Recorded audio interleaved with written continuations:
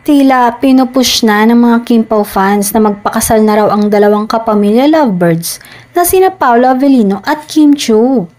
Sa recent Instagram post kasi ng dalawa, super sweet, isang maikling caption na candid post.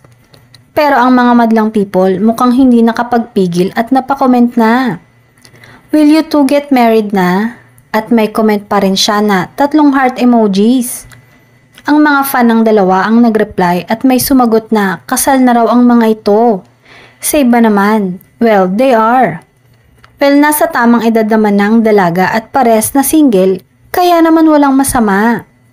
Kamakailan nga kasi ay umamin na si Paolo tungkol sa tunay na relasyon nila ni Kim. Sa press con niya ay kinumpirma ng aktor na nasa dating stage sila ng aktres. Say pa niya tungkol sa aktres, she's an amazing person. Very sweet, very kind, very funny, and we just like and share a lot of things. Nang matanong kung nakikita ba niya ang sarili with Kim for the next few years at natatawang sagot ng aktor, we will see, we shall see.